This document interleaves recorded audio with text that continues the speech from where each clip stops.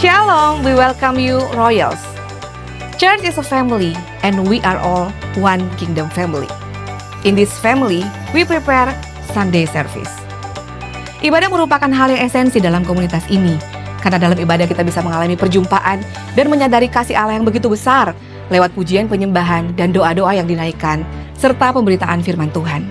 Oleh karena itu, panggilan beribadah bukan hanya sekedar ajakan yang baik, tetapi merupakan kehendak Allah. Ibrani 10 ayat 25 berkata, "Janganlah menjauhkan diri dari pertemuan-pertemuan peribadatan. Marilah kita giat melakukannya menjelang hari Tuhan yang semakin dekat." So, coming to Sunday service is not a burden, it's a blessing. This is one of the greatest blessings for you and your family. In this family, we prepare the worship. Kita semua diciptakan dan dipanggil untuk menjadi penyembahnya di dalam roh dan kebenaran. Worship is more than just a song.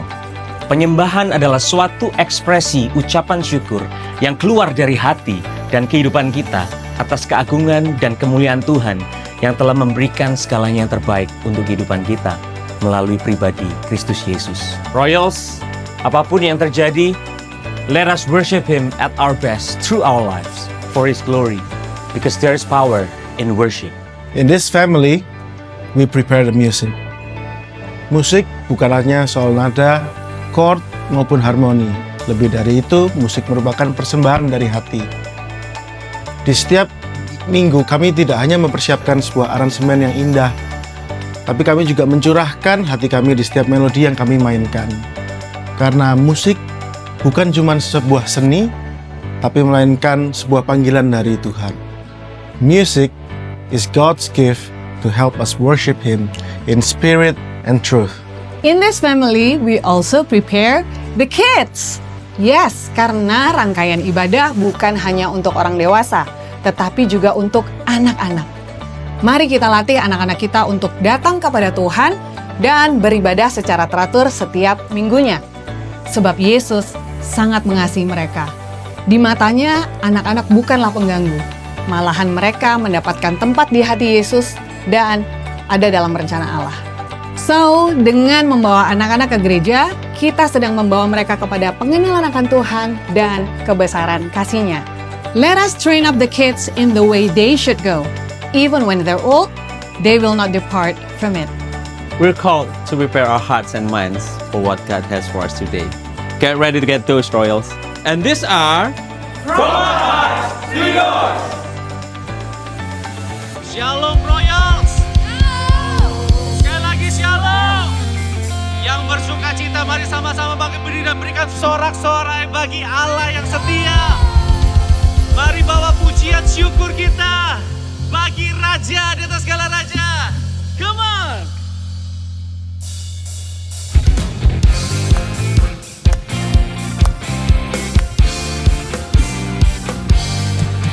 Mari masuk gerbangnya dengan nyanyian ucapan syukur kita.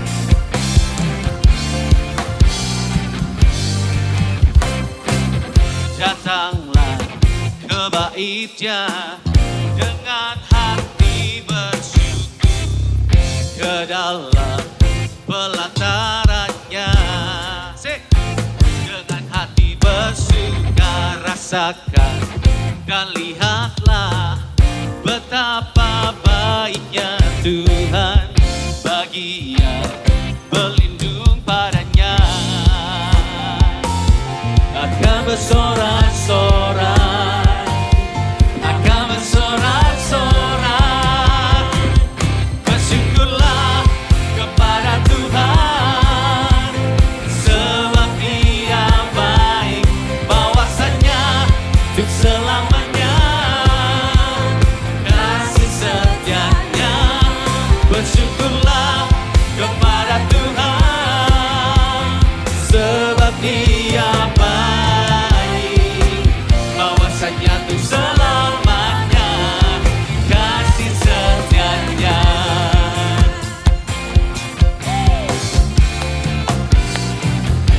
Umat tebusan Tuhan, say. Datanglah ke bait-Nya dengan hati bersyukur, ke dalam pelataran-Nya. Dengan apa? Dengan hati bersyukur. Rasakan dan lihatlah betapa baiknya Tuhan bagi yang berlindung padanya. Angkat kedua tanganmu, katakan, akan bersorak-sorai. Semua akan bersorak-sorai. Say, bersyukurlah kepada Tuhan, sebab Dia baik, balasannya untuk selamanya, kasih setianya. Bersyukurlah kepada Tuhan, sebab Dia baik. Haleluya, kasih setianya. Umat tebusan Tuhan, katakan, bersyukurlah, bersyukurlah kepada Tuhan, sebab Dia baik, bahwasanya untuk selamanya, kasih setianya. Bersyukurlah kepada Tuhan, sebab Dia baik. Mari nyatakan, amin, kasih setianya, bahwasanya untuk selama-lamanya kasih setianya. Kemurahan Tuhan lebih dari hidup, dan kebaikannya limpah dalam kehidupan kita. Haleluya.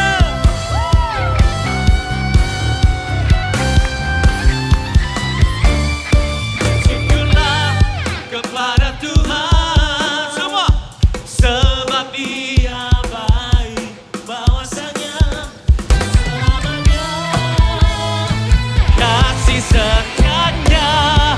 Bersyukurlah, say, haleluya, sebab Dia baik, bahwasanya untuk selamanya, kasih setia. Sekali lagi, bersyukurlah kepada Tuhan, sebab Dia baik, bahwasanya untuk selamanya, kasih setianya. Bersyukurlah kepada Tuhan, sebab Dia baik, bahwasanya untuk selamanya, kasih setianya. Katakan, bahwasanya untuk selamanya, bahwasanya untuk selamanya, bahwasanya untuk selamanya, kasih setianya. Bersyukurlah. Come on. Kami mau bersyukur Tuhan, sebab kami punya Allah yang selalu bisa kami andalkan. Woo! Thank you Lord. Let's go. Bagi Royals, let's sing it up. Segala kelemahanku jadi kesempatan untuk ku merasakan kekuatan-Mu yang sempurna. Dengan segenap hatiku, ku percaya hanya kepada-Mu Tuhan. Amin. Come on. Ku berserah, ku beriman, ku nyatakan hanya Kau yang terhebat. Ku akui Kaulah segalanya. Yeah. Kau yang ku andalkan, kekuatanku datang dari-Mu. Roh Kudus tinggal di dalam-Mu. Kau yang terutama, semua yang baik datang dari-Mu. Roh Kudus tinggal di dalam-Mu. Oh.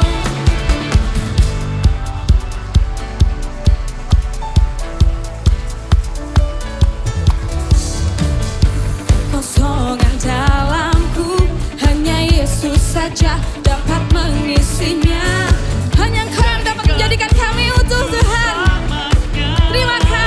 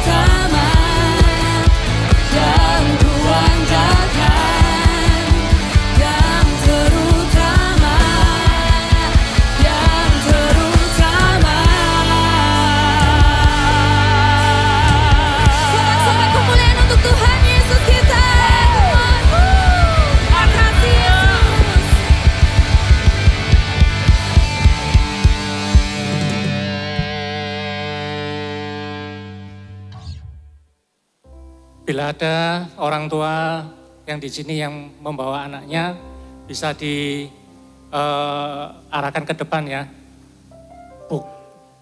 Kita akan doakan bersama, bukan untuk diuji, apalagi dicobai. Jadi silakan aja ke depan, kami menunggu.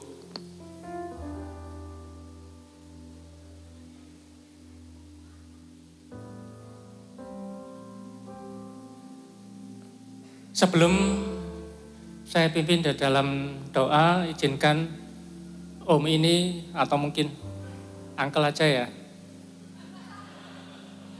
membagikan satu ayat dalam Mazmur 119 ayat 9.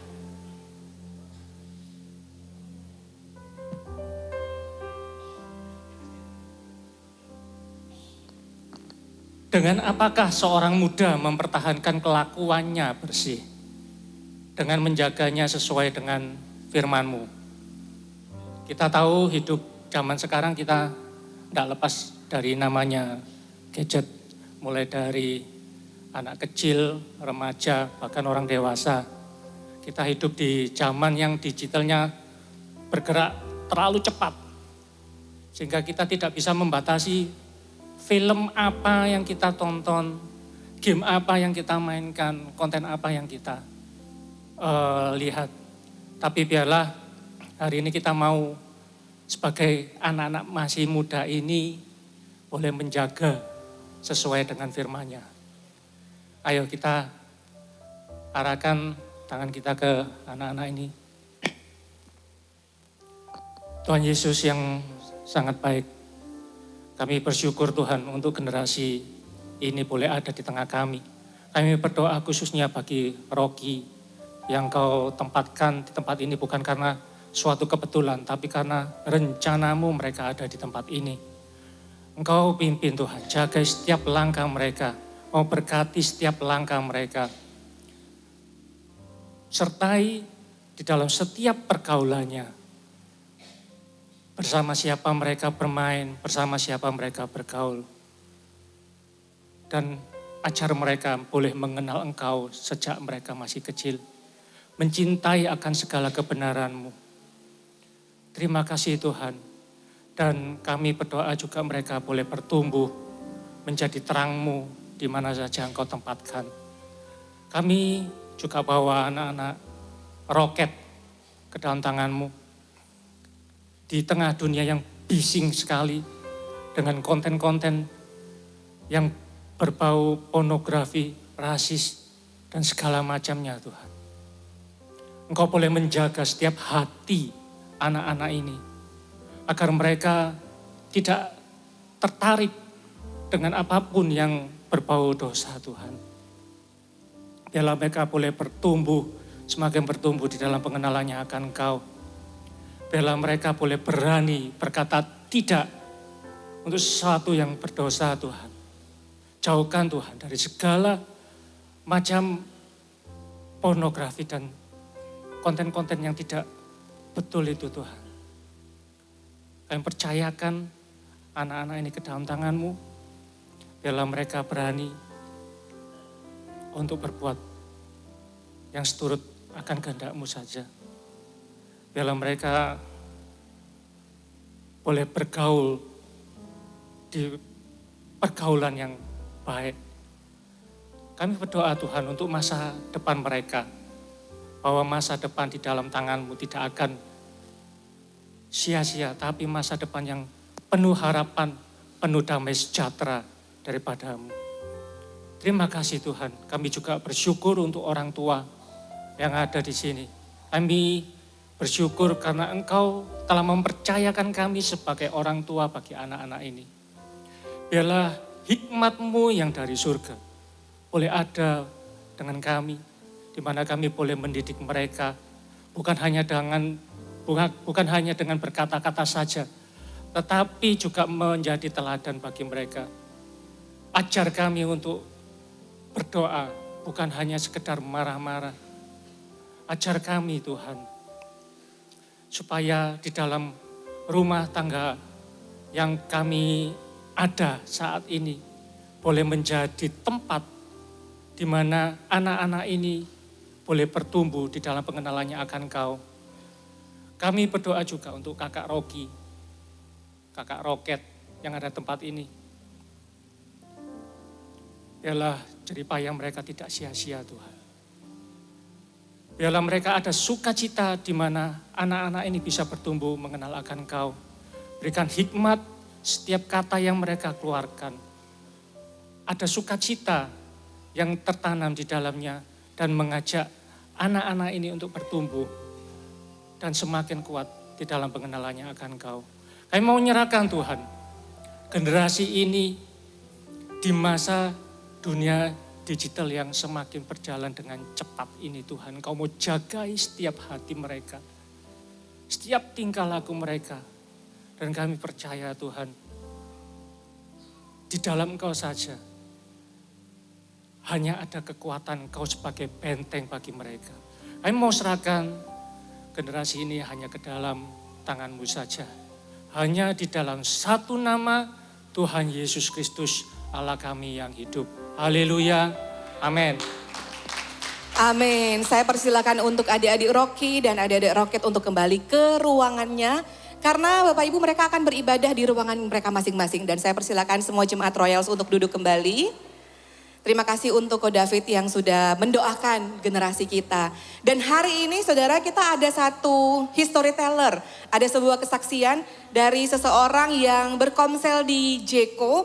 Dan waktu cewek O4 kemarin dia dan suaminya juga melayani bersama-sama. Hari ini dia akan bersaksi betapa Tuhan itu setia di dalam kehidupannya. Betapa Tuhan itu baik bahwa Allah hadir di dalam setiap kehidupan kita.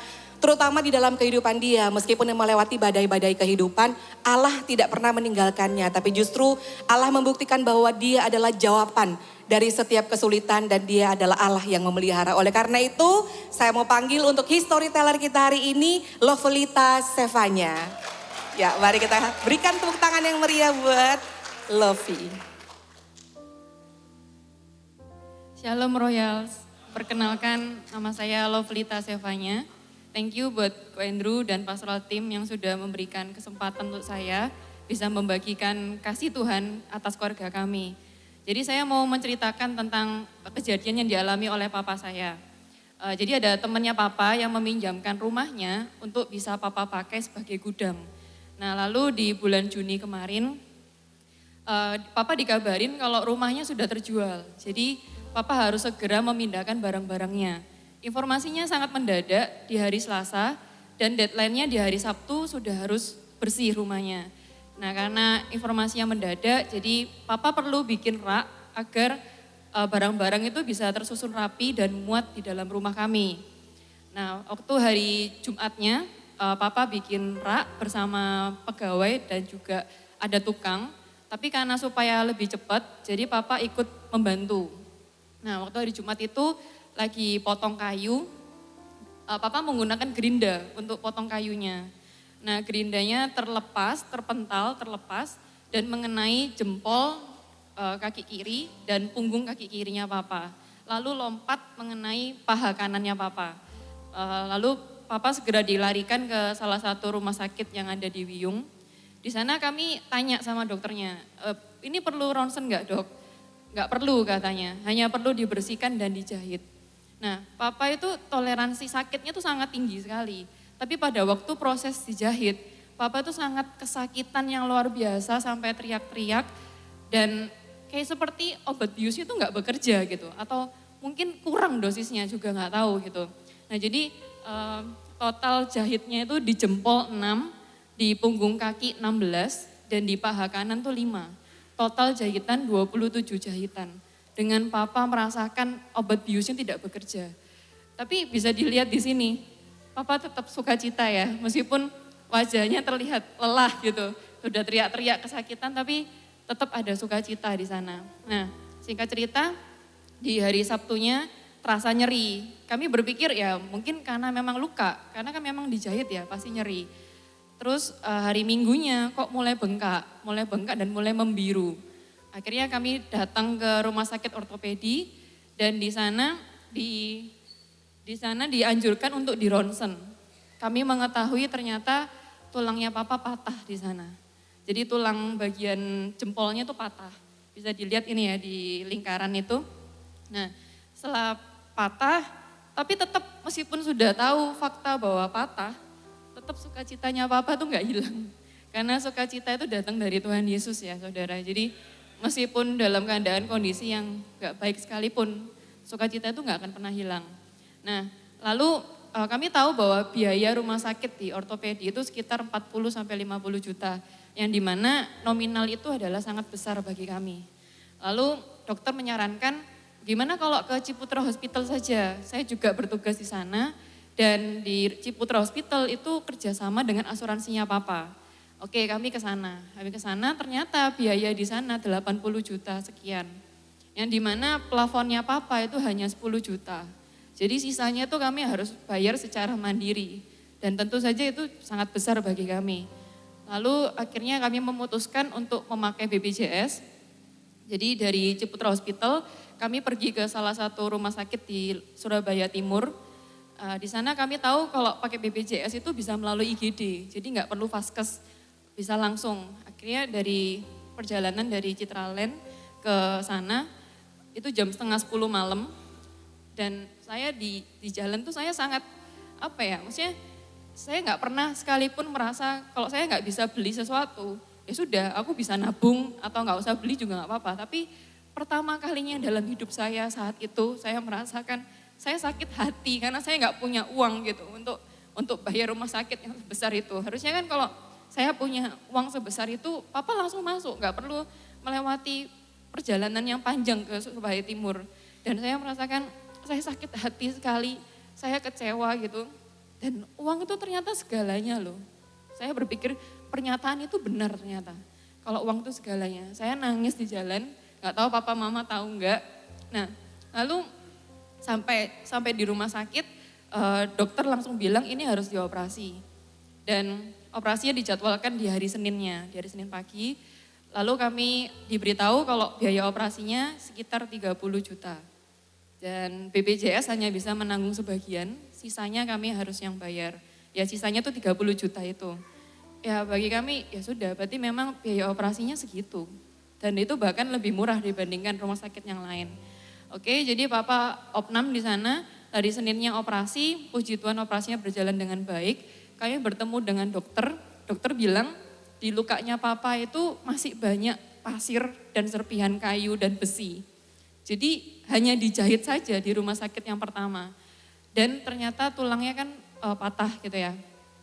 Tapi terus saya bilang gini, golden hour-nya kalau patah tulang luka terbuka itu seharusnya 8 jam. Tapi kita punya Tuhan yang punya golden hour-nya sendiri. Tuhan adalah dokter di atas segala dokter. Dan sampai hari ini papa sudah pulih, papa bisa nyetir mobil. Ini pertama kalinya papa nyetir mobil. 20 Oktober saya dijemput sama papa, saya kaget dijemput naik mobil. Dan mobilnya itu mobil manual saudara. Jadi papa sudah bisa injak kopling. Oke. Lalu di hari Selasanya papa pulang, saya dan koko saya ke kasir ya untuk membayar. Kami sudah siap membayar 30 juta itu. Tapi ternyata waktu disodorin tagihan, kami nggak melihat 30 juta di sana. Kami melihat 7,9 juta di sana. Dan saat itu Tuhan bilang kayak gini sama saya dengan nada yang tegas. Yang kamu pikir uang itu segalanya, sekarang coba lihat apa yang bisa aku lakukan terhadap uang itu. Saya langsung nangis saudara. Dan kalau bahasa Mandarinnya depro ya, saya tuh depro di kasir itu kayak, ya ampun Tuhan, aku sudah begitu merasakan uang itu segalanya loh. Tapi Engkau kok masih baik sama aku, Engkau masih kasih sama aku. Aku tahu Tuhan pasti marah gitu. Tapi marahnya Tuhan tuh marah yang dalam kasih saudara. Kasihnya gak pernah hilang.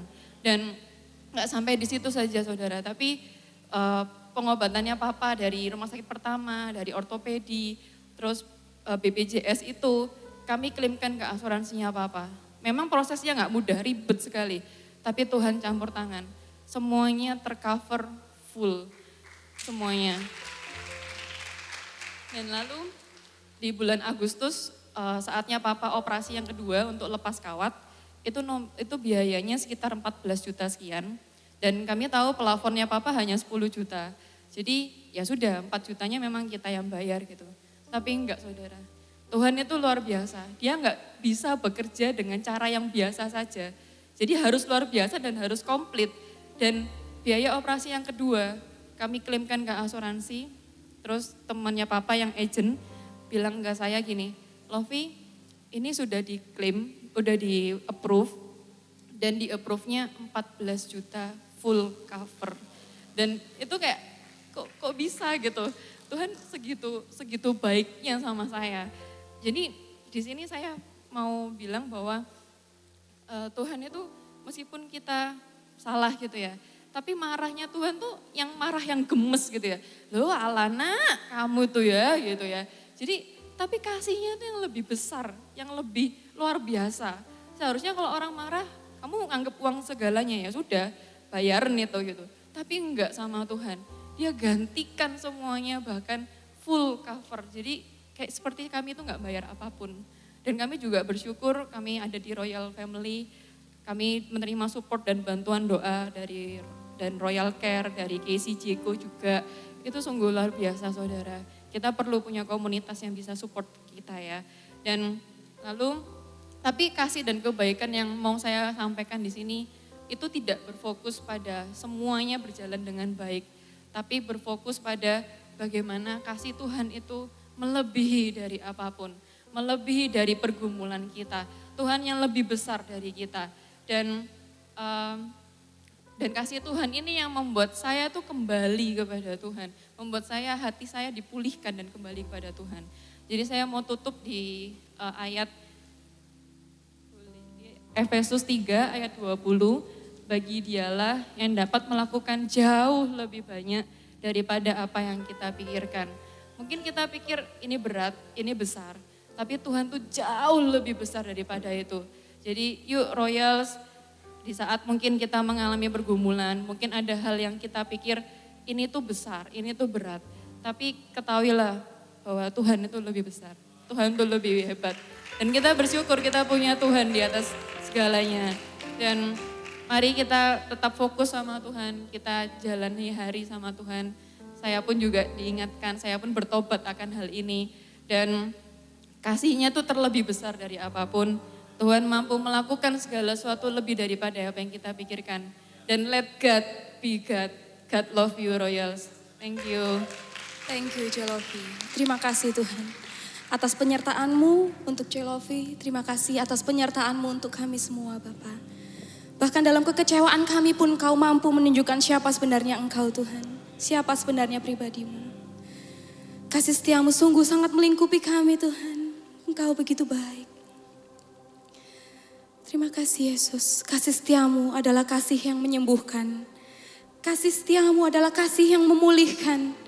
Bahkan karena kasih-Mu Tuhan, kami tahu ada ketenangan dalam diri kami Tuhan. Namun dalam kitab Mazmur berkata, lalu dengan apakah kami dapat membalas semua kebaikan-kebaikan-Mu? Karena hanya pujian penyembahan dari diri kami, dari hati kami yang dapat kami bawa kepadamu Bapa. Mari Royal sama-sama kami undang untuk bangkit berdiri. Mari naikkan pujian-pujian-Mu kepadanya. Tidak ada yang bisa kami balas Tuhan kebaikan-Mu dalam hidup kami. Sungguh besar semua kasih-Mu, sungguh besar semua pengorbanan-Mu Bapa. Hanya ini yang kami punya Yesus. Pujian kami dari hati ini. Rasa syukur kami Tuhan. Untuk kasih-Mu yang begitu dahsyat. Terima kasih Yesus. Terima kasih Tuhan.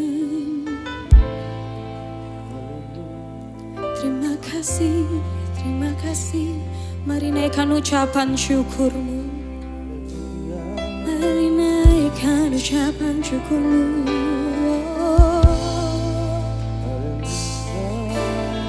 Kasih yang lembut, kasih yang manis, kasih yang selalu kami rasakan. Kasih-Mu memulihkan. Terima kasih Tuhan.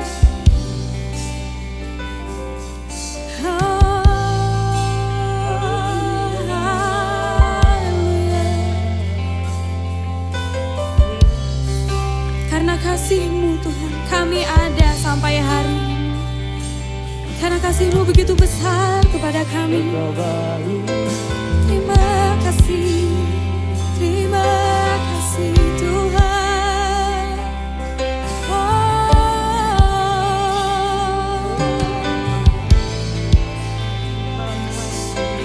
Kasih yang mengubahkan, kasih yang begitu heran. Terima kasih.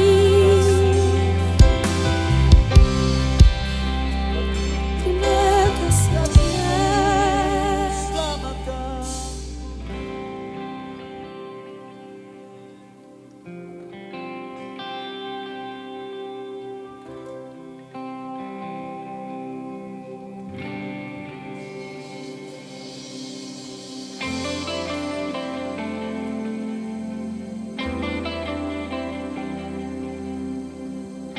Terima kasih Yesus untuk kasih. Haleluya. Begitu kuat kami rasakan Bapa. Haleluya. Kasih setiamu yang ku rasakan lebih tinggi dari langit.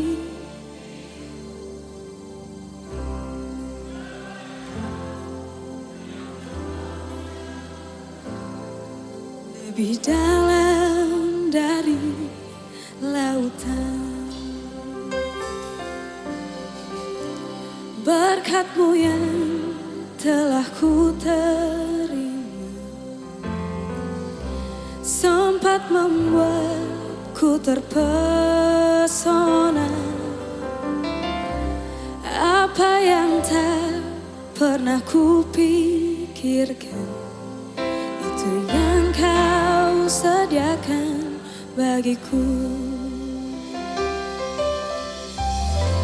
Siapakah aku ini Tuhan? Jadi biji mata-Mu. Dengan apakah ku balas Tuhan selain puji dan sembah Kau. Terima kasih Yesus.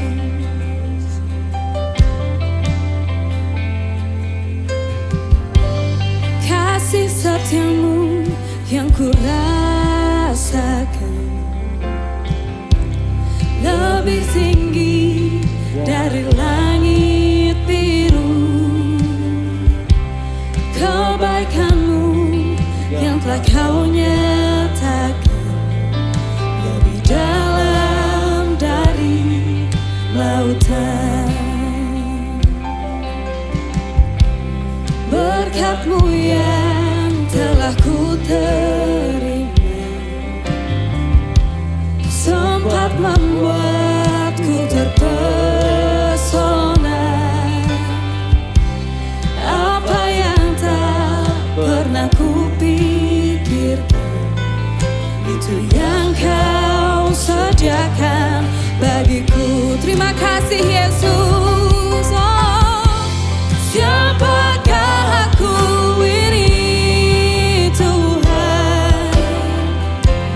Jadi biji mata-Mu. Dengan apakah ku balas Tuhan selain puji dan sembah Kau. Siapakah aku ini Tuhan? Jadi biji mata-Mu.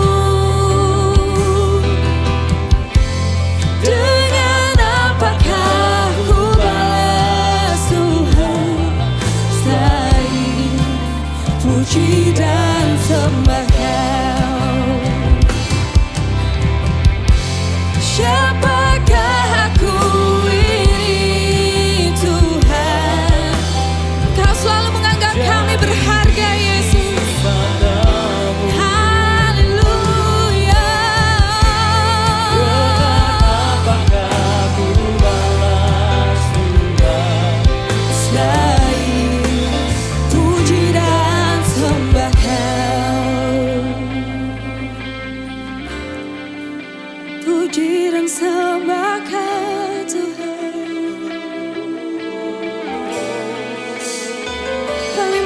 di hadirat-Mu Yesus.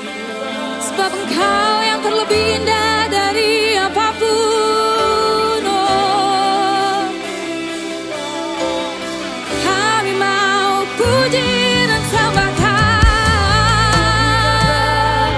Haleluya, hanya Kau yang tertinggi, termulia. Kami mau sembah Raja di atas segala raja. Haleluya.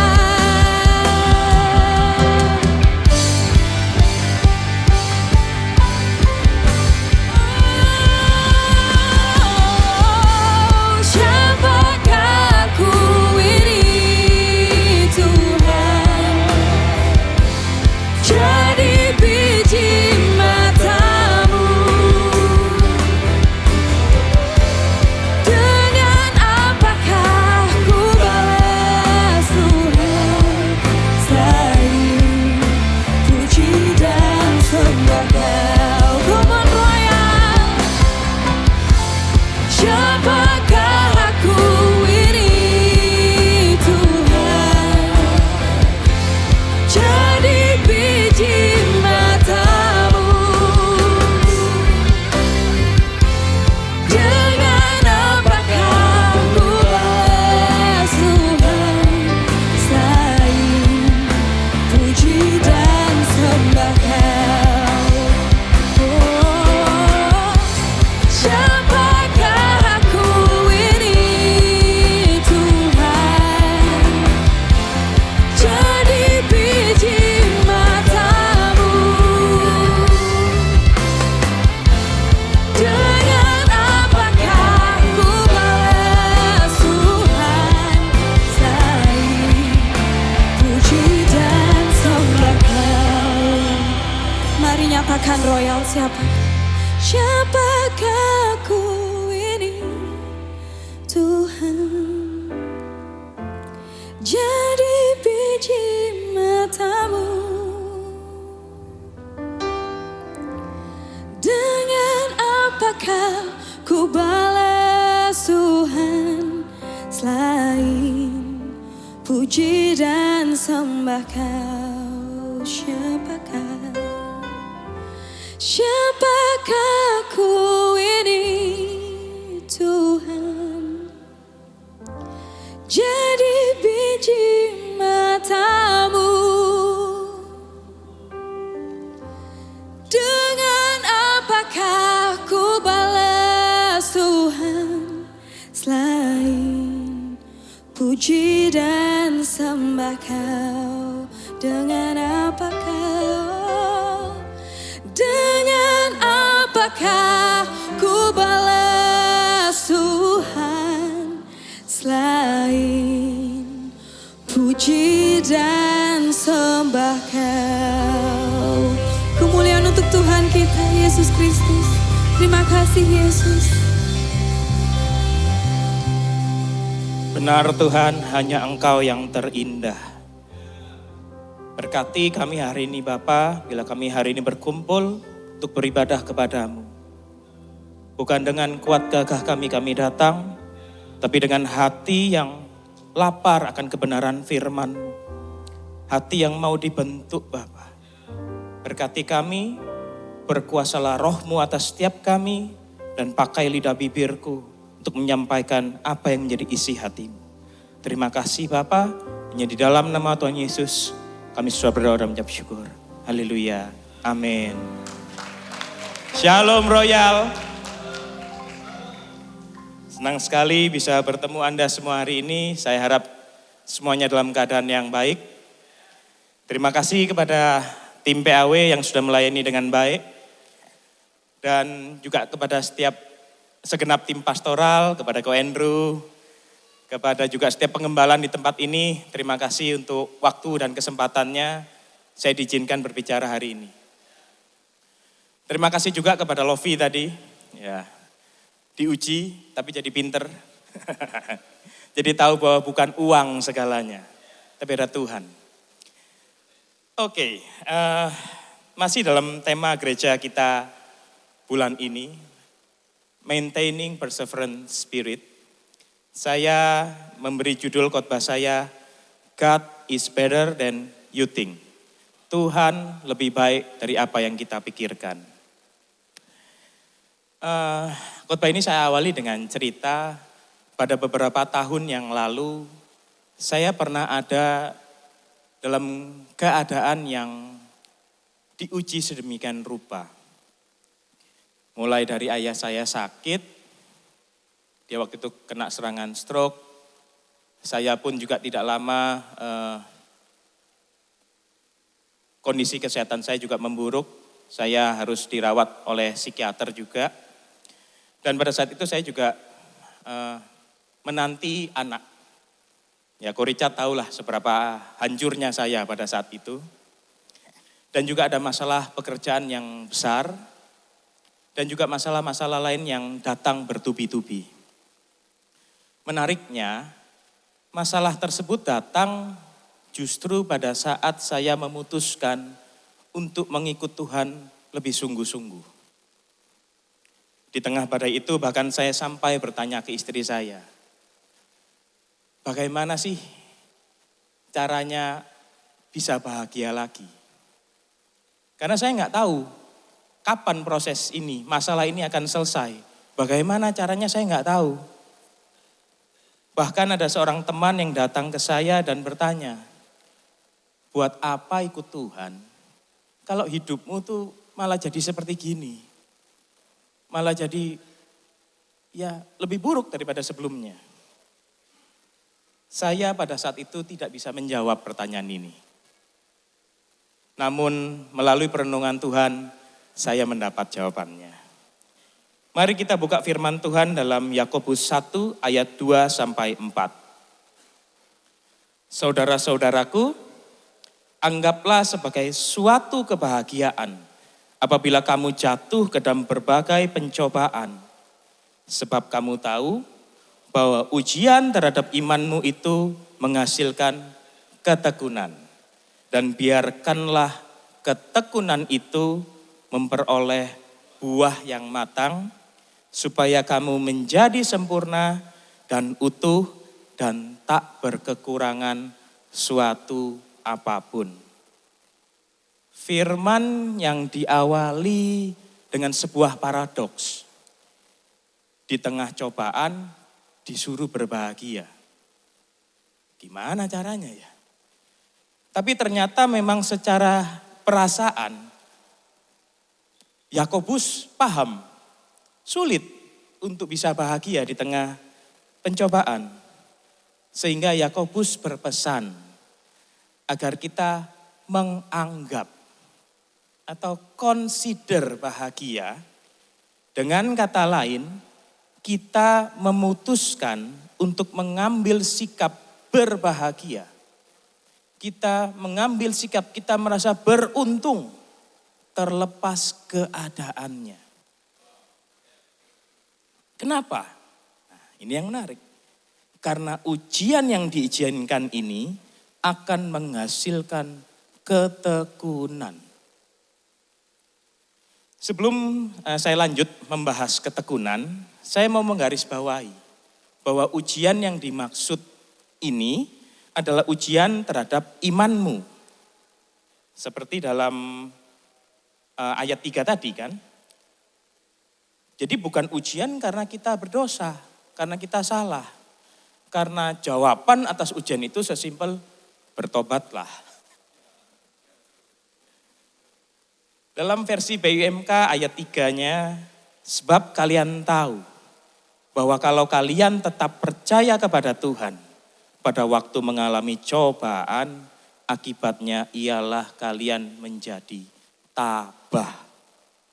Ternyata yang dimaksud tekun ini tabah.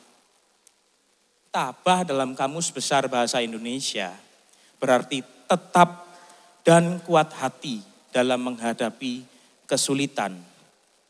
Tabah ini juga bukan berarti Anda acuh tak acuh terhadap masalah yang dialami. Justru Anda ini bersikap tidak masa bodoh lah intinya. Anda berusaha untuk setia menyelesaikan masalah tersebut dan berbagai kesulitan yang dihadapi.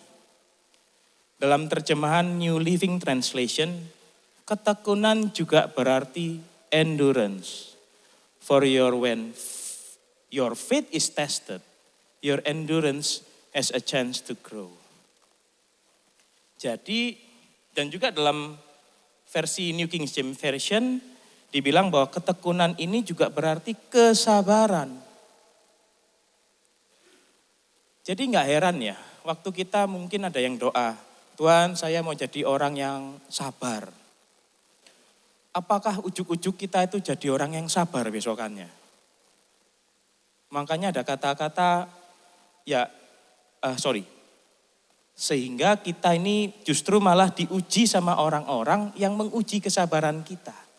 Bukan malah kita berubah terus tiba-tiba jadi orang yang sabar. Kita malah ketemu sama orang-orang yang mungkin gak sabar sama kita juga. Dalam Yakobus 1 ayat 4. So let it grow. Grow. Don't try to squirm out of your problems. For when your patience is finally in full bloom, then you will be ready for anything. Strong in character, full and complete. Jadi biarkan ketekunanmu, kesabaranmu bertumbuh. Jangan mencoba memaksa keluar dari masalahmu. Ketika kesabaranmu penuh, buahmu matang, kamu akan siap untuk apapun, kuat dalam karakter, penuh dan lengkap, tak berkekurangan suatu apapun. Ya, seperti kesaksiannya Lofi tadi. Saya nggak lihat orang yang dioperasi dan sebagainya, fotonya senyum semua tadi. Nggak tahu begini, nggak tahu gimana, saya hebat. Wih, ini hebat sekali ya ayahnya ya. Di tengah semua ujian bisa begitu lengkap kalau saya bilang. Papamu nggak kekurangan apapun. Nah, untuk menjelaskan mengenai apa sih squirm out yang dimaksud ini, mari kita saksikan video berikut ini. I love this story about a gardener and a butterfly. One day, a gardener was walking in his garden and he saw a cocoon and he could see that there was a butterfly inside it, struggling to break free. And he got a pair of scissors and he cut open the cocoon. And the butterfly came out with a swollen body and shriveled wings. The gardener expected the butterfly to open his wings and start flying away any minute, but that never happened. In fact, the butterfly spent its short life just crawling on the ground. What happened was the struggle of breaking away from the cocoon is what brings the fluid from the body of the butterfly to the wings, making the wings strong. That was nature or God's way of preparing the butterfly for whatever life had in store for it. But in his kindness, by cutting the cocoon with the scissors, the gardener was actually hurting the butterfly. The moral of the story here is if you have struggles in your life, remind yourself that they are there for a purpose. They are preparing you for what life has in store for you. Puji Tuhan, video tadi bercerita mengenai ada seorang tukang kebun yang menemukan ada kupu-kupu dalam kepompong. Dan tukang kebun itu melihat bahwa kupu-kupu tersebut berusaha untuk keluar dan ia membantu kupu-kupu tersebut dengan menggunting kepompongnya. Singkat cerita, kupu-kupunya berhasil keluar, tapi badannya bengkak dan sayapnya layu, tidak berkembang. Akhirnya kupu-kupu itu tidak bisa terbang, cuman bisa merangkak. Dari cerita ini, dari video ini saya belajar bahwa kupu-kupu itu ternyata punya desain. Dia harus berjuang keluar dari kepompongnya, dia harus melatih ototnya, otot sayap-sayapnya, sehingga cairan tubuhnya itu bisa tersebar ke sayap-sayapnya. Dia nggak jadi bengkak ketika dia prematurely lahir tadi. Sama dengan kita hari ini. Kita ini lebih sering minta Tuhan tuh gimana ke hidup kita. Tuhan makanya bilang tadi, let it grow. Izinkan ketekunanmu bertumbuh. Tuhan sedang melatih kita melalui proses ujian.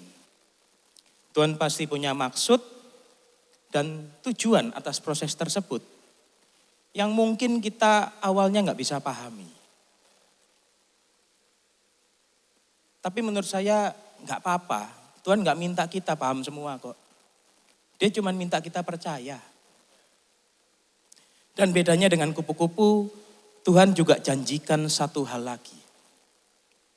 Dalam Yakobus 1 ayat 12, berbahagialah orang yang bertahan dalam pencobaan. Sebab apabila ia sudah tahan uji, ia akan menerima mahkota kehidupan yang dijanjikan Allah kepada barang siapa yang mengasihi dia. Ada upah yang dijanjikan kepada orang-orang yang mau tahan uji, yang mau setia dalam proses. Ada satu tokoh di Alkitab juga yang terkenal saleh, tapi diuji Tuhan sedemikian rupa. Namanya Ayub. Menariknya, pada saat Ayub masih diproses, jadi dia belum dipulihkan pada saat itu, ada satu hal yang luar biasa yang Ayub katakan. Dalam Ayub 42 ayat 5, dahulu pengetahuanku tentang engkau hanya ku dengar dari orang saja. Tetapi sekarang ku kenal engkau berhadapan muka. Mungkin kondisi Ayub ini ya sama. Kayak banyak dari kita. Mungkin kita ini nanya ke Tuhan. Sama kayak Ayub. Ayub ya nanya ke Tuhan. Bedanya satu. Ayub dalam proses menemukan Tuhan. Dia mengalami perjumpaan pribadi sama Tuhan. Dan kalau hal ini cukup buat Ayub, semestinya ini cukup juga buat kita semua. Ayub berserah dan percaya ke Tuhan. Ayub terbukti tahan uji, dia tidak anti koreksi dan Tuhan memulihkannya. Jadi setelah kita bisa menganggap bahwa ujian adalah kebahagiaan karena menghasilkan ketekunan dan terdapat upah yang dijanjikan. Lalu bagaimana sih caranya kita bisa bertahan, maintain, perseverance, bertahan dalam ujian kita. Mari masuk ke bagian berikutnya. How we maintain our perseverance. Saya sederhanakan untuk mudah diingat dengan 4B. B yang pertama adalah berserah dan percaya kepada Tuhan. Waktu saya ngalamin ujian berapa tahun yang lalu itu, ada satu hal yang Tuhan ingatkan ke saya, berserah. Dan saya belajar bahwa waktu saya berserah, justru saya ini bisa dapat kekuatan dari Tuhan. Saya, waktu itu ada satu kata dari istri saya yang membangkitkan iman saya. Istri saya itu bilang, waktu saya nanya, bagaimana sih caranya bahagia lagi? Saya tuh nggak ngerti caranya udahan. Nggak ngerti bagaimana lagi. Dia bilang gini, ingatlah karakternya Tuhan. Dia Tuhan dan gembala yang baik. Karakter Tuhan itu permanen. Baiknya Tuhan itu permanen, nggak bisa dirubah. Apapun keadaan, apapun kondisi kita. Kita analogikan seperti gula. Nggak ada gula yang nggak manis. Tuhan tuh Tuhan tuh baik kok manis. Ya manis juga deh, boleh deh. Manis juga ya. Ya. Dia bukan Tuhan yang memberikan batu pada orang yang minta roti.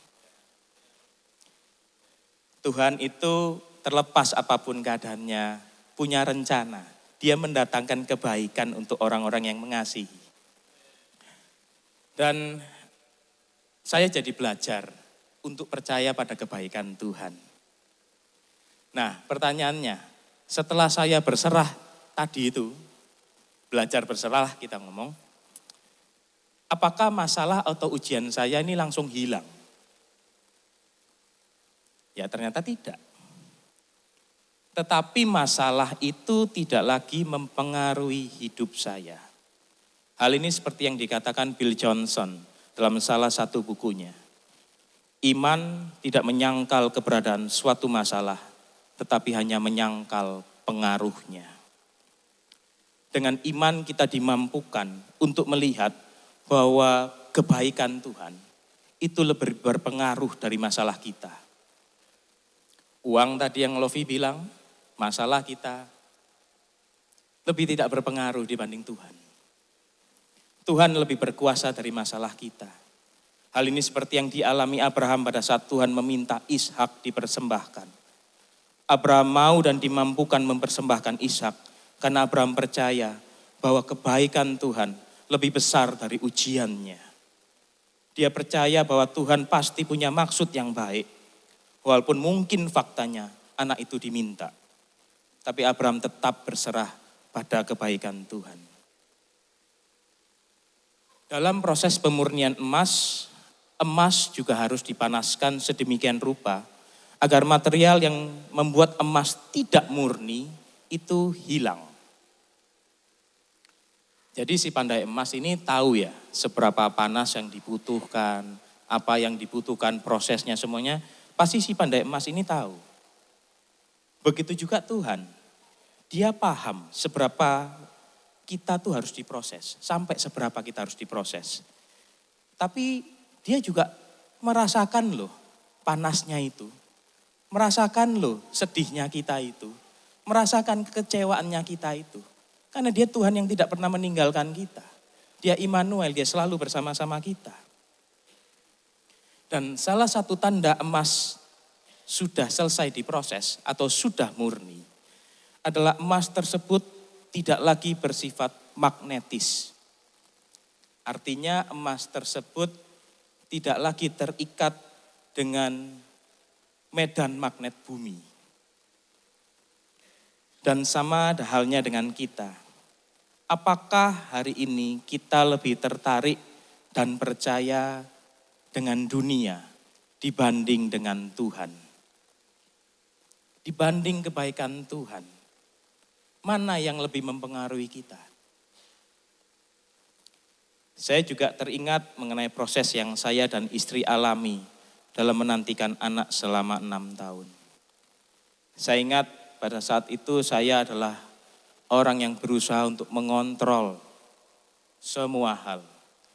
Saya orang yang matanya tertuju sama dunia, sama kesuksesan dunia, sama apa yang dunia anggap berharga. Tapi melalui proses, saya dibentuk untuk melihat bahwa kehendak Tuhan itu lebih penting. Apa yang Tuhan mau dalam hidup saya itu lebih penting. Saya jadi bisa berkata, mau Tuhan kasih anak baik, mau Tuhan gak kasih anak baik. Saya dimampukan untuk berserah kepada Tuhan. Saya jadi bisa melihat bahwa apa yang Tuhan rancangkan dalam hidup saya jauh lebih baik. Dan waktu saya sudah bisa berserah, malah Tuhan dikasih anak loh. Lanjut kita ke B yang kedua. Bagaimana kita bisa tetap tahan uji adalah berdoa. Dalam Filipi 4 ayat 6, janganlah khawatir mengenai apapun. Dalam segala hal berdoalah dan ajukanlah permintaanmu kepada Allah. Apa yang kalian perlukan, beritahukanlah itu selalu kepada Allah dengan mengucap terima kasih. Saya yakin di tengah ujian, ya kita pasti berdoalah ya. Mungkin bisa lebih sering, lebih kusuk, saya nggak tahu. Tapi mari kita renungkan. Apa sih isi doa kita? Sepertinya kita nih doa lebih sering nuntut Tuhan tuh selesaikan masalah kita. Kita lebih sering menuntut reaksi Tuhan atas masalah kita. Daripada berpikir respon apa yang seharusnya kita lakukan terhadap masalah itu. Kita lebih memikirkan dampak dari masalah tersebut dibanding merenungkan maksud dan tujuan masalah tersebut diizinkan. Berdoa seringkali hanya berisi petisi tanpa koneksi. Hanya berisi permintaan. Padahal yang Tuhan mau, doa menjadi jembatan komunikasi antara kita dengan Dia. ada hubungan yang terbangun. Saya kemarin dibercandain sama Kododi ya. Kok tumben-tumbenan diem di grup katanya gitu ya. Lagi kontemplasi katanya gitu ya mungkin gitu. Tapi saya setuju. Doa itu juga harus ada kontemplasinya. Harus ada apa ya?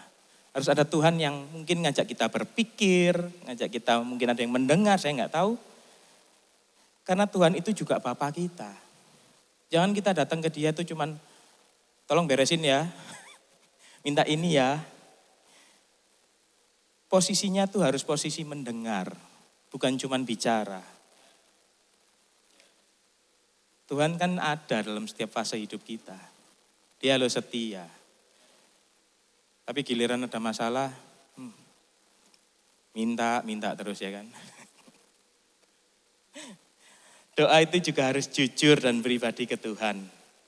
Saya pernah ngalamin kuasa Tuhan melalui doa.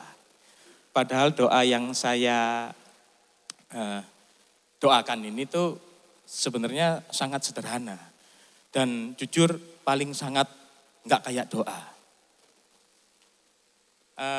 Ya kesaksian dikit deh. Jadi tahun 2003, sejak tahun 2003 lah, saya itu adalah seorang perokok. Nah, di tahun 2016, 13 tahun berarti kurang lebih, tiba-tiba Tuhan tuh ngajak saya berpikir. Ngajak saya berpikir, mau nggak kamu tuh hormati Tuhan lebih lagi? Wah, saya bingung. Hormatin apa nih maksudnya? Akhirnya kuat dalam hati saya, kayak Tuhan tuh bicara, berhentilah merokok. Langsung saya tuh ya doa dalam hati, dalam pikiran saya. Saya tuh kayak mau ngajak ngomong Tuhan gitu loh. Tuhan, saya itu ya mau berhenti ngerokok. Cuman gak mampu Tuhan. Soalnya Tuhan, saya itu kalau diajak kumpul temen, gak ngerokok, waduh Tuhan, gak nyaman Tuhan, gak asik ini Tuhan. Saya kalau ke pantai, bayangin doa bawa-bawa pantai, bayangin ya kan. Saya kalau ke pantai, gak ngerokok, wah kayak cacing kepanasan Tuhan. Gak nyaman sama sekali ini Tuhan. Tapi kalau Tuhan bantu, saya mau deh. Doa gak kayak doa ya. Doa apa ini kayak mungkin gitu ya. Tapi faktanya besokannya saya itu lupa rasanya rokok tuh kayak apa. Saya itu jadi gak punya keinginan lagi ngerokok. Semalam doang. Bahkan saya itu ngetes. Namanya mungkin saya awal-awal gitu ya. Saya dablek gitu ya. Saya ngetes. Gak lah, ini paling kenapa lah. Saya ajak teman-teman saya itu kumpul. Ayo kumpul. Dan malam itu saya seperti gak punya ketertarikan. Saya tuh gak lagi pengen gitu loh ngerokok. Sampai sekarang. Jadi jangan remehkan doa. Kalau doa ya sungguh-sungguh, jujur sama Tuhan. Kuasanya besar. Saya yang doanya kayak gitu aja dijawab. Apalagi yang doanya mungkin bagus-bagus ya mungkin. Dalam Filipi 4 ayat 7 versi Living. If you do this, you will experience God's peace, which is far more wonderful than human mind can understand. His peace will keep your thoughts and your hearts quiet and at rest as you trust in Christ. Doa yang jujur, doa yang benar, lihat, punya manfaat yang luar biasa. Kita akan mendapat damai yang melampaui skala akal, yang memelihara hati dan pikiranmu. Jadi doa sungguh-sungguh ya. Dan B yang ketiga adalah berpikir yang baik, baca firman. Dalam Amsal 23 ayat 7. For as he thinks in his heart, so is he. Karena seperti yang dipikirkannya dalam hatinya, demikianlah ia. Jadi pikiran manusia ini menentukan hidupnya. Dan juga dalam Amsal 4 ayat 23, jagalah hatimu dengan segala kewaspadaan, karena dari situlah terpancar kehidupan. Maka itu kita harus menjaga hati dan pikiran kita. Hidup kita ini sangat dipengaruhi olehnya. Joyce Meyer pernah berkata, you cannot have a positive life and a negative mind. Anda tidak bisa mendapatkan hidup yang positif kalau pikiran Anda negatif. Kalau pikiran Anda negatif, kemungkinan besar hidup Anda negatif juga. Ada satu pesan yang ayah saya sering katakan ke saya. Jangan mikir aneh-aneh. Hidup itu lurus-lurus saja. Dan kalau saya pikir, ya benar juga ya. Orang kalau salah jalan, kemungkinan besar awalnya adalah salah mikir. Jadi pertanyaan selanjutnya, karena kita dituntut untuk berpikir yang baik. Apa itu baik? Karena seringkali menurut saya semua dari kita pasti melakukan apa yang menurut kita baik.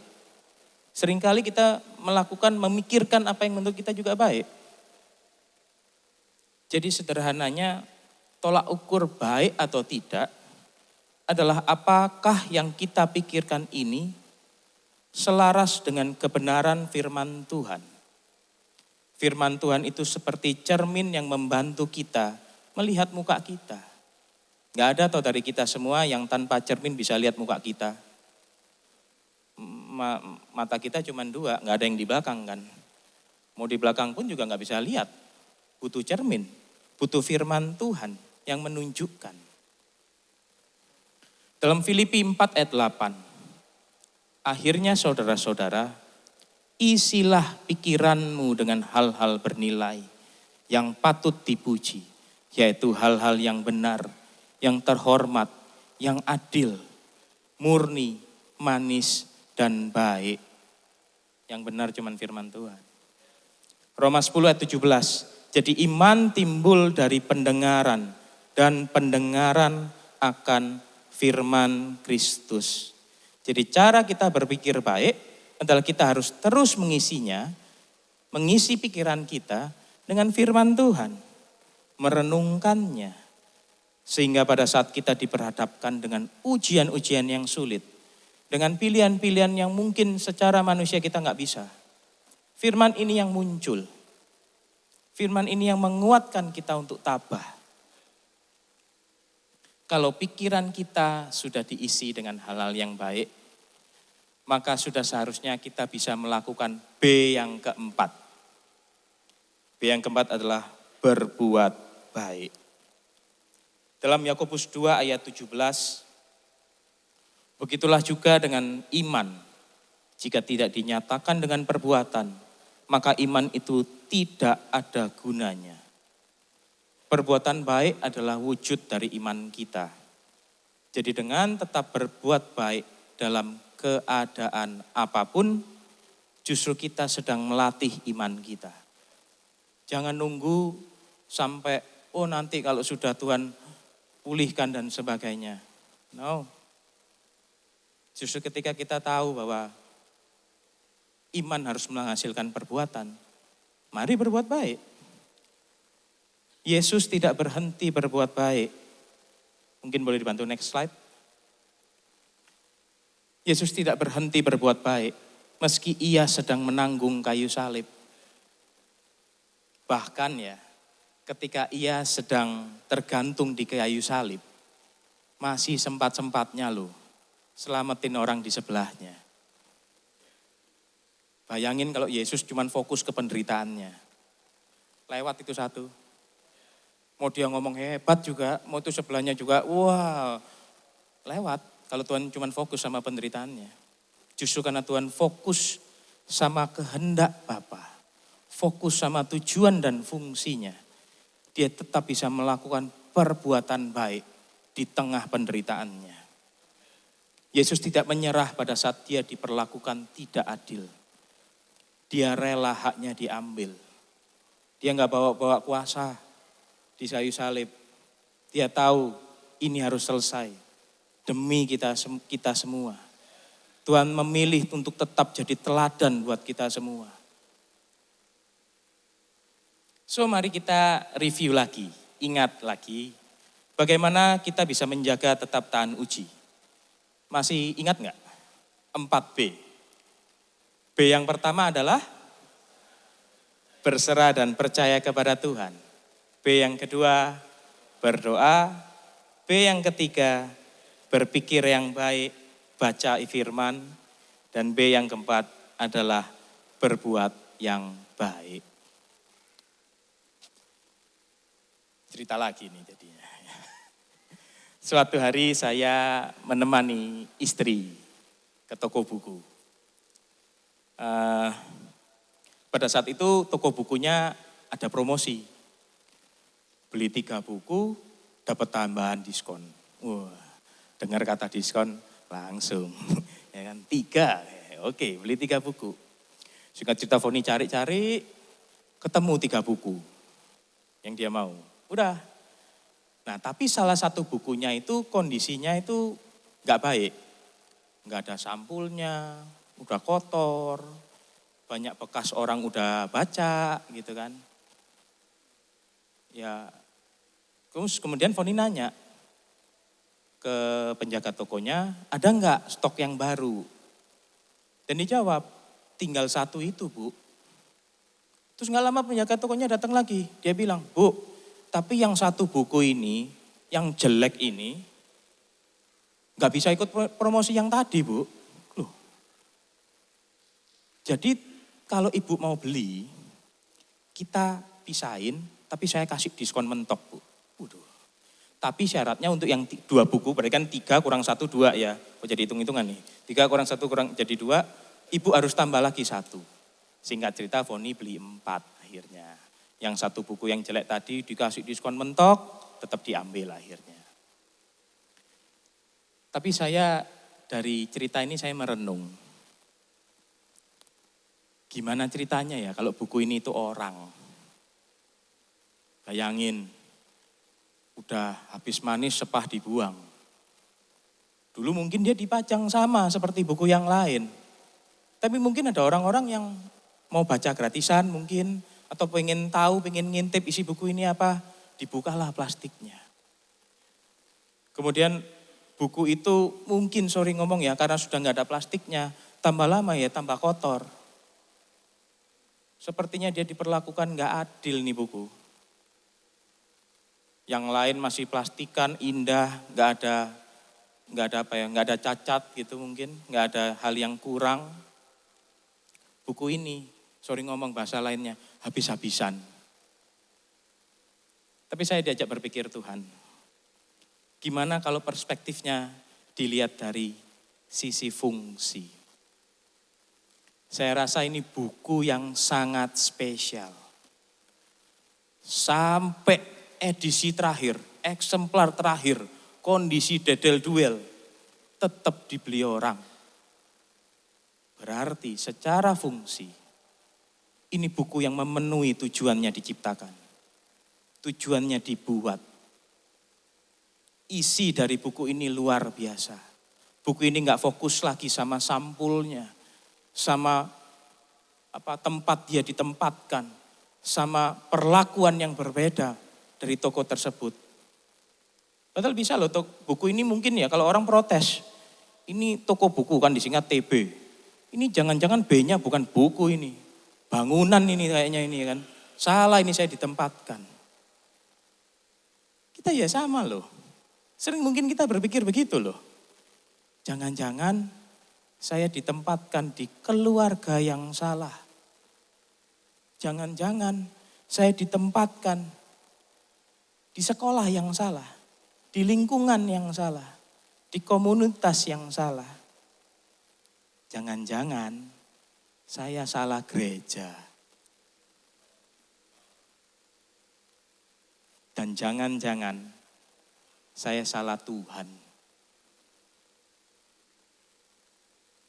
Tapi kalau kita fokus sama Tuhan, fokus sama melakukan kehendak-Nya, sama seperti Yesus, maka semua hal yang gak enak itu tidak lagi berpengaruh.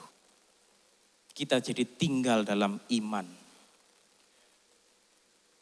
Saya juga belajar dari Asaf, pemazmur itu. Dia juga mempertanyakan hal yang sama. Hal yang sama seperti teman yang tadi awal saya ceritakan. Asaf bertanya, toh ya sama kok, orang yang kenal Tuhan, orang yang saleh, juga sama-sama gak enak, ngalami hal yang gak enak. Malah Asaf bilang, orang yang tidak ikut Tuhan, enak hidupnya, sehat, kuat, tidak susah, hidupnya tenang. Dan hartanya terus bertambah. Berapa banyak dari kita mau yang ini malah. Seolah hidupnya sangat baik. Tapi ada satu hal. Sampai Asaf masuk ke rumah Tuhan. Dalam Mazmur 73 ayat 17. Then one day I went into God's sanctuary to meditate and thought about the future of this evil man. Asaf diajak Tuhan untuk memperhatikan ending, memperhatikan masa depan dari orang-orang tersebut. Ternyata masa depan orang benar berbeda. Asaf jadi punya mentalitas yang berbeda dari sebelumnya. Asaf tidak lagi fokus pada keadaan, Asaf jadi fokus pada pribadi Tuhan. Dalam Mazmur 73 ayat 23 sampai 28. Ini Asaf yang bilang, pilihan yang dia pilih. Namun aku tetap di dekatmu. Engkau memegang tangan kananku.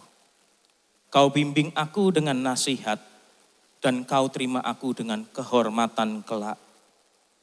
Siapa yang kumiliki di surga kecuali engkau? Selain engkau, tak ada yang kuinginkan di bumi. Sekalipun jiwa ragaku menjadi lemah, engkaulah kekuatanku ya Allah. Engkaulah segala yang kumiliki untuk selama-lamanya. Orang yang meninggalkan engkau akan celaka. Kau binasakan orang yang tidak setia kepadamu. Tetapi bagiku, sungguh baiklah berada dekat Allah. Tuhan Allahku jadikan tempat perlindunganku, supaya aku dapat mewartakan segala perbuatannya. Jadi dalam keadaan apapun, terutama ketika kita diuji, belajar dari Asaf, pastikan kita tetap berada dengan Tuhan, dekat Tuhan. Jangan kita jadi pribadi yang tergantung sama keadaan. Padahal Tuhan tetap baik loh, apapun keadaannya. Belajar dari Asaf untuk masuk ke rumah Tuhan. Untuk dekat lagi sama Tuhan. Untuk nanya sama Tuhan. Untuk merenung sama Tuhan. Banyak orang itu mungkin mau bergaul sama Tuhan. Tapi gak banyak orang tuh mau bergumul sama Tuhan. Jadi tetap berserah.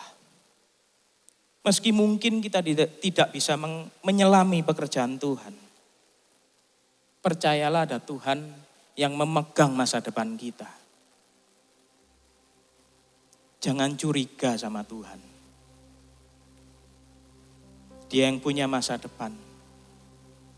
Tuhan itu jauh lebih baik dari apa yang kita pikirkan. Tuhan memberkati.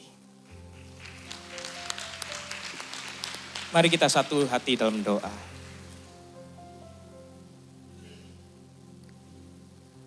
Bapa yang baik, terima kasih hari ini Engkau sudah ingatkan kami mengenai pribadimu, mengenai karaktermu Bapa, yang tetap baik apapun keadaannya. Kau Tuhan yang tidak pernah meninggalkan kami.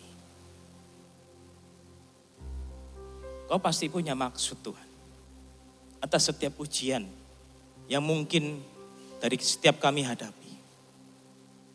Dan kami percaya Tuhan, ujian ini mendatangkan kebaikan untuk kami semua. Kami mau terus setia Bapa. Kami mau terus tabah. Kami mau terus bertekun Bapa. Sehingga kami bisa menjadi alat untuk kemuliaan-Mu.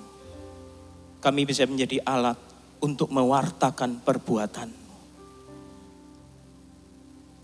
Kau yang mampukan kami, Kau juga yang memberikan kekuatan kepada setiap kami yang mungkin hari-hari ini menghadapi pencobaan yang luar biasa. Tapi kami percaya Tuhan, pencobaan ini tidak melebihi kekuatan kami.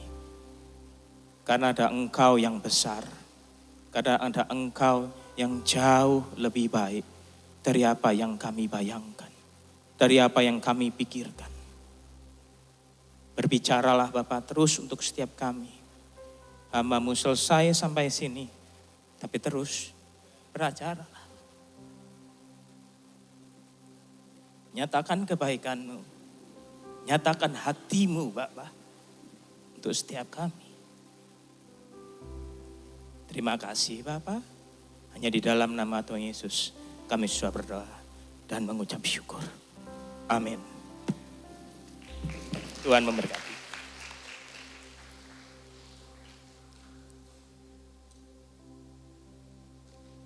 Mari kita siapkan hati kita masuk di dalam perjamuan kudus saudara semuanya.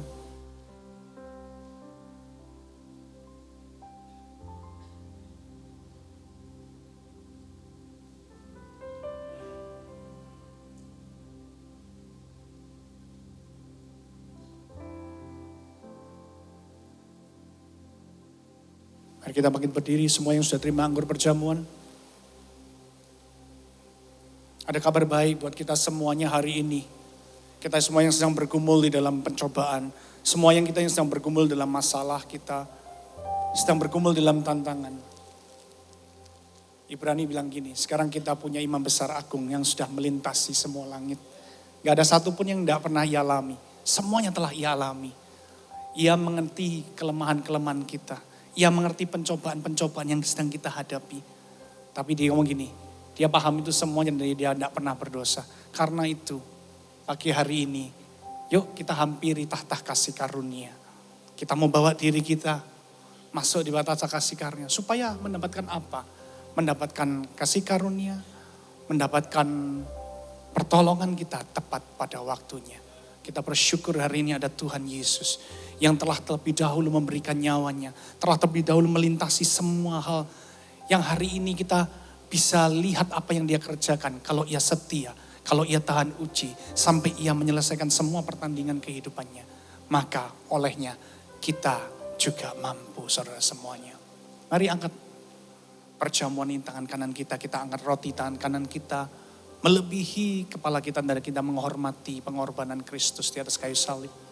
Pada malam waktu Yesus diserahkan, ia mengambil roti, ia mengucapkan syukur ke atasnya dan kemudian ia memecah-mecahkannya dan berkata bahwa inilah tubuhku yang dipecahkan bagi kamu semuanya. Perbuatlah ini setiap kali engkau melakukannya menjadi peringatan akan aku. Terima kasih Tuhan buat kekuatan-Mu. Terima kasih Tuhan kau sudah menang di atas kayu salib dan hari ini pun kita yang sedang mengalami pencobaan, kita menghadapi tantangan. Kita bisa terus setia karena kita memandang pandangan kita kepada salib Kristus yang memberikan kita harapan dan kemenangan. Terima kasih Tuhan. Bukankah roti yang sudah kita pecah-pecahkan adalah bukti persekutuan kita dengan tubuh Kristus. Mari kita makan sama-sama dengan percaya.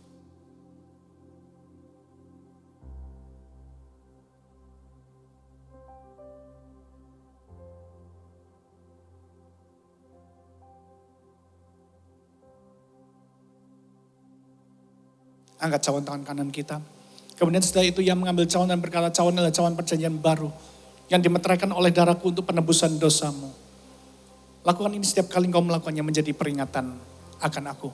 Saudara semuanya, bukankah cawan pengucapan syukur yang di atasnya kita telah ucapkan syukur ini adalah bukti persekutuan kita dengan darah anak domba. Mari kita minum sama-sama dengan percaya.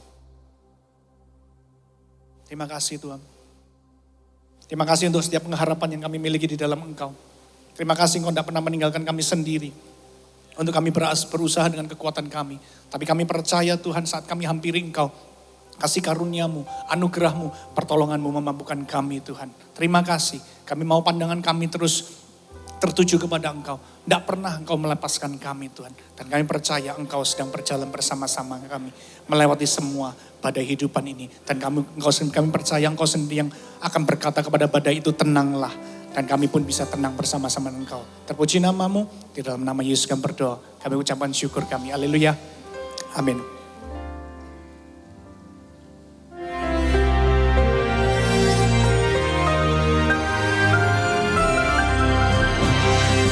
Shalom semua warga kerajaan. Baru-baru saya ketemu seorang teman saya, Pak Samiton Pangela. Dan saya ingatkan beliau bagaimana putranya dia beri nama Tempuh. Menarik sekali. Dia masih heran kok saya masih ingat. Karena very unik ya. Hidup ini harus ditempuh saudara. Jadi orang tanya pada saya, Bapak nih kalau peperangan pakai lagu apa? Maju tak gentar. Amin. Ever onward, no retreat. Sebab firman Allah menjelaskan dari Ibrani pasal 10. Kenapa kita harus maintain perseverance?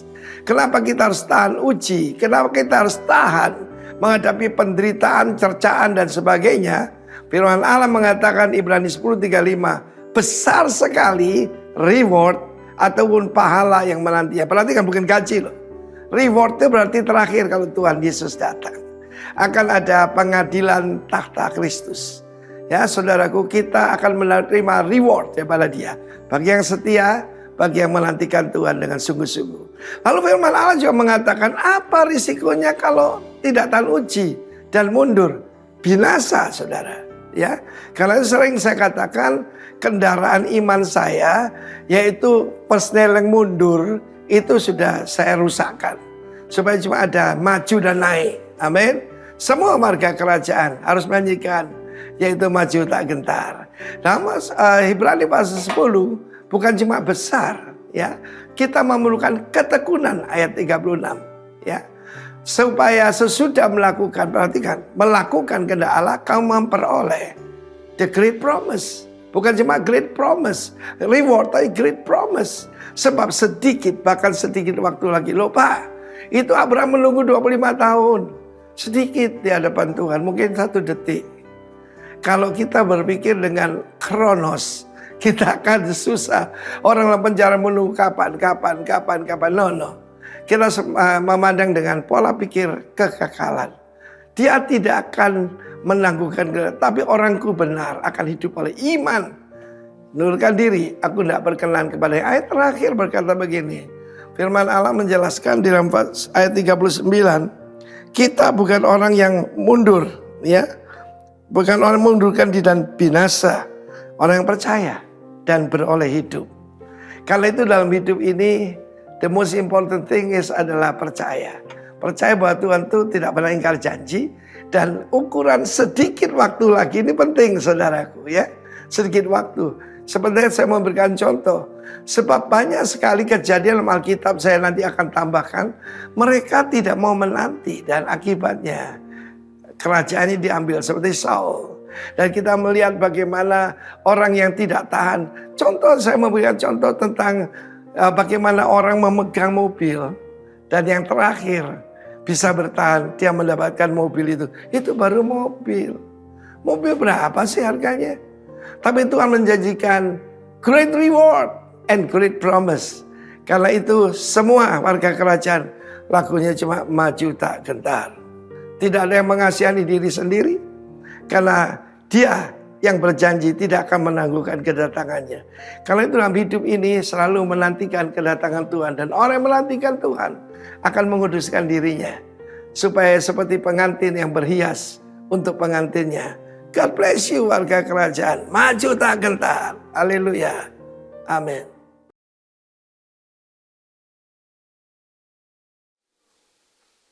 Oke, Shalom Royals. Sungguh luar biasa sekali ya message hari ini yang mengajak dan mengingatkan kita untuk kita terus berserah, kita berdoa, kita baca firman, berpikir yang baik, yang membuahkan perbuatan baik juga. Dan yang terakhir mari kita berikan tepuk tangan untuk saudara kita Alvin Wanandi yang hari ini sudah menyampaikan firman dengan luar biasa. Karena hari ini adalah pertama kalinya saudara kita Alvin menyampaikan firman di tempat ini. Dan tapi saya yakin akan ada kali lain lagi ya. Alvin ya menyampaikan firman di tempat ini lagi. Oke.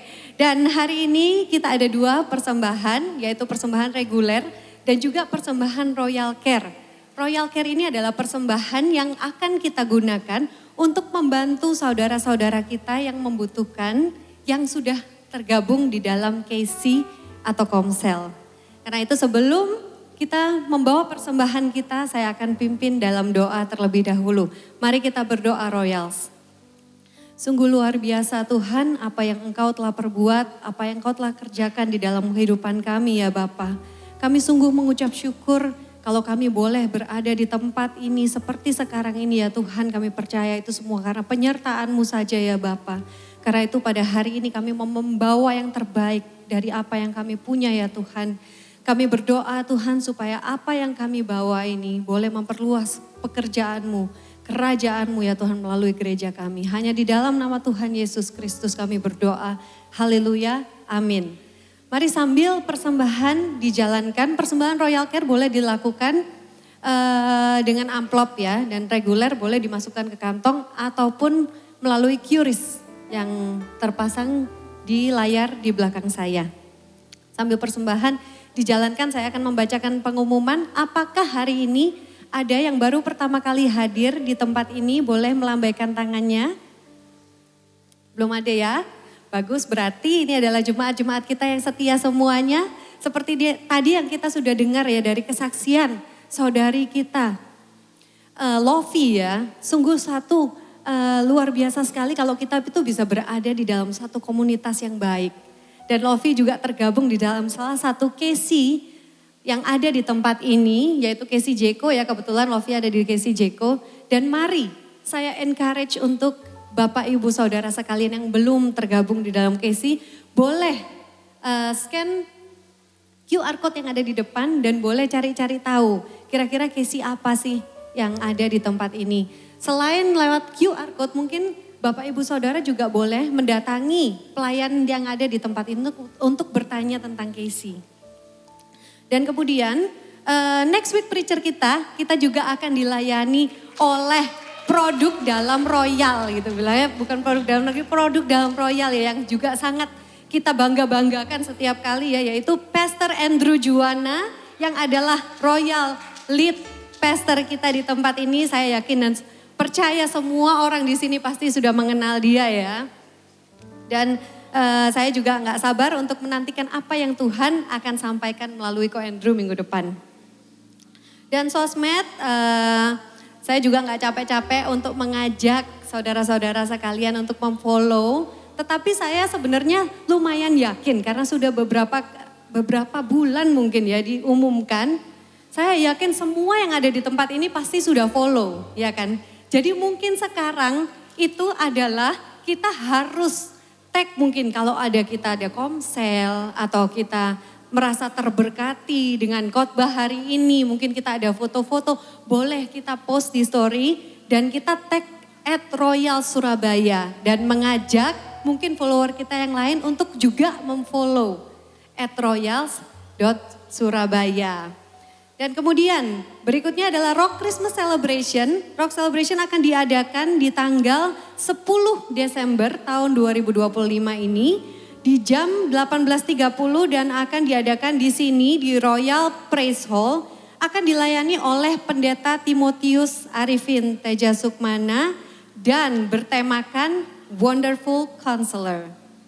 Kemudian gak cuma untuk kita saja, ada juga Rocky Celebration yang adalah perayaan Natal untuk adik-adik kita.